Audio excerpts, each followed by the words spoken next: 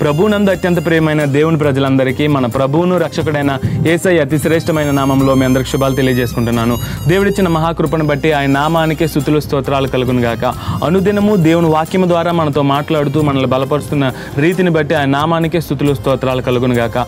దేవుడు మన కోసం ఈరోజు ఏర్పాటు చేసిన దేవుని వాక్యం ఏమనగా సామెతల గ్రంథము 28వ అధ్యాయము 20వ వచనము. ఇక్కడ చూసుకున్నట్లయితే నమ్మకమైన వానికి దీవెనలు మెండుగా కలుగును. దేవుని నామానికి స్తోత్రం. దేవుని వాక్యం ఇక్కడ ఏమని సెలవిస్తుందంటే ఎవరైతే నమ్మకముగా జీవిస్తారో వాళ్ళకి దేవుని యొక్క దీవెనలు మెండుగా ఉంటాయని దేవుని వాక్యము సెలవిస్తుంది. మనం ఈ లోకానుసారంగా చూసుకున్నట్లయితే మనం ఏ ఒక్క వ్యక్తికైనా మనం నమ్మకంగా ఉన్నట్లయితే వాళ్ళు నిన్ను గుర్తించలేకపోవచ్చు. నువ్వు ఒక సంస్థలో పనిచేస్తున్నప్పుడు నువ్వు ఎంతో నమ్మకంగా వాళ్ళ కింద పనిచేస్తున్నప్పుడు కూడా నీ యొక్క కష్టాన్ని లేదంటే నువ్వు పడుతున్న శ్రమని వాళ్ళు చూసి నిన్ను గుర్తించలేకపోవచ్చు. కానీ దేవుని వాక్యం ఇక్కడ ఏమని సెలవిస్తుందంటే నమ్మకమైన వానికి దీవెనలు కలుగు చేస్తున్న దేవుని వాక్యం సెలవిస్తుంది. నువ్వు నమ్మకమైన వాడిగా నువ్వు ఉన్నట్లయితే దేవుడు నీకు మెండైన దీవెనలు దేవుడు నీకు అనుగ్రహిస్తాడు. నువ్వు దేవునికి నమ్మకము కలిగి జీవించాలి.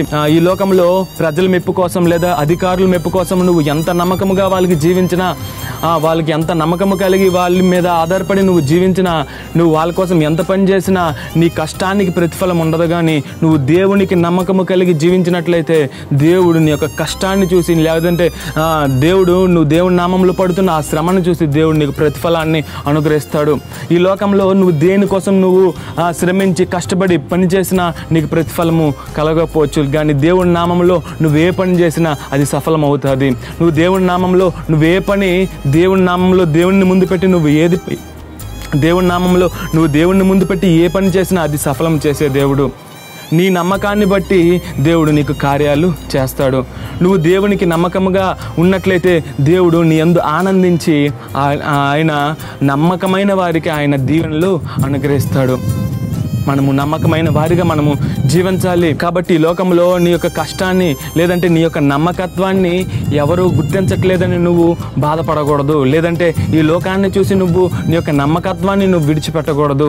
నువ్వు దేవుని యందు నమ్మకము కలిగి నువ్వు జీవించినట్లయితే, నువ్వు దేవుని కొరకు నమ్మకం కలిగి జీవించినట్లయితే దేవుడు నిన్ను ఆశీర్వదిస్తాడు. ఈ లోకంలో ఎవరో నిన్ను గుర్తిస్తారని నమ్మకముగా ఏ పని చేయడం కాదు, కానీ దేవుడు నీ నమ్మకాన్ని చూస్తున్నాడు. నువ్వు చేస్తున్న ప్రతి పని నువ్వు నమ్మకముగా చేస్తున్నామని దేవుడు నిన్ను చూస్తున్నాడు. కాబట్టి చూసి నిన్ను ఆశీర్వదించే దేవుడు, చూసి నువ్వే పని చేసినా దానికి తగిన ప్రతిఫలాన్ని ఇచ్చే దేవుడు. కాబట్టి ప్రతి విషయంలో మనం నమ్మకం కలిగి, దేవుని యందు భయము కలిగి, భక్తి కలిగి, ఆయన యొక్క మాట యందు విశ్వాసము కలిగి, నమ్మకము కలిగి మనం జీవించాలని దేవుడు కోరుకుంటున్నాడు. కాబట్టి నమ్మకము కలిగి మనం జీవిద్దాం. దేవుడి వాక్యాన్ని మనం వినుకుల్లో దీవించలాగా నచ్చిన ప్రార్థన చేసుకుందాం. పరిశుద్ధుడా, ప్రేమ కలిగిన దేవా, దయ కలిగిన తండ్రి, నీకే వేలాది వందనాలు, నీకే కోట్ల కొలది స్తోత్రాలు.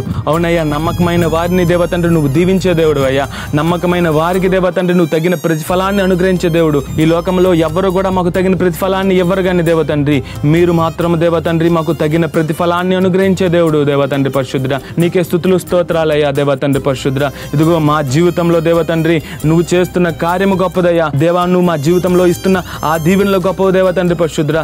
ఈ లోకం వైపు మేము చూడక, ఈ లోకంలో ఉన్న ప్రజల వైపు మేము చూడక, అయ్యా ఎవరు మెప్పు మేము కోరుకోక దేవతండ్రి నువ్వు దేవతండ్రి గుర్తిస్తావని దేవతండ్రి మేము దేవతండ్రి నీ యందు నమ్మకము కలిగి దేవతండ్రి నీ దీవెనలు పొందుకునే వారిగా మమ్మల్ని అయ్యా తయారు చేయమని దేవతండ్రి యొక్క చిన్న ప్రార్థన పాదాల చెంతకు చేర్చుకుంటారని యేసు పరిశుద్ధ నామములో అడిగి వేడుకొని పొందుకున్నాం మా పరమ తండ్రి. ఆమెన్.